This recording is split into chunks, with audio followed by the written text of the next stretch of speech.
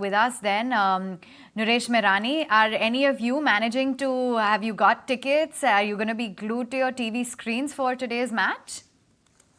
Kush?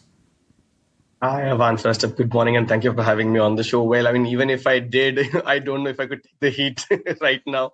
The markets and the cricket combined, it's a little too much. But no, surely looking forward to the match and, India lifting the World Cup on November 19th. So yeah, there you go. That's my prediction on the World Cup at least.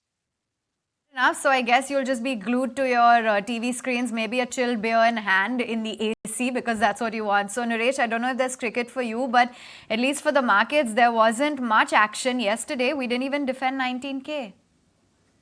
Yeah, so I don't watch cricket, but my dad is a fan, so he'll be attending the match as well as the semis, etc. So on the stock specific side, the markets are in a tight range as such. So 18,850 on the downside, 18,600. That's a band where it's tough to cross on the downside. 19,300 has been tough to cross on the upside. Now the problem is in this range, there is no momentum. We've seen the volatility go down in the larger names. We are hardly seeing any trending moves across the board. So it's become a tough place to trade because there is not much to trade. There is not much action. At the same time, we continue to see some bit of momentum or stock specific trades happening on the mid cap, small cap side. Also, there it becomes difficult to trade for the next 1 week because it is a result week for a lot of small caps. So there will be volatility around that. So time to take a little bit of a break in terms of trade size and wait for a better trend once we cross 19,300 or 18,600.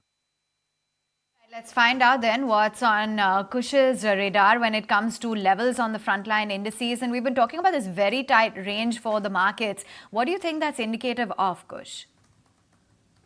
So while we were on the subject of cricket, let me just take up, something from that parlance, where the Nifty and the Indian markets are more or less like the Australian team, down but never out, right? 18,800, 1850, this range is fairly apparent. Today, we are going to open somewhere close to the 19,200 range. I mean, 100, 150, but I won't be chasing this bounce. I'll wait for a dip in the market. I'll see if the 1900 level is held and then perhaps, look for a buying on dips opportunity. I am not too worried about the 19,000 level not being held yesterday, purely because it was the Bank Nifty expiry and we saw a lot of pressure coming from there. So it's a more symbolic thing that, the 19,000 level wasn't held. But otherwise, if you see the put base there right now, is still encouraging enough for me to say that the markets could look for support at 19,000 and 18,900 odd levels. So after the gap up today, I will look for buying opportunities on dips. If 19,000 is held during the day, I'd place my stop loss around 18,950 and then go long for again levels of 150 and 19,200.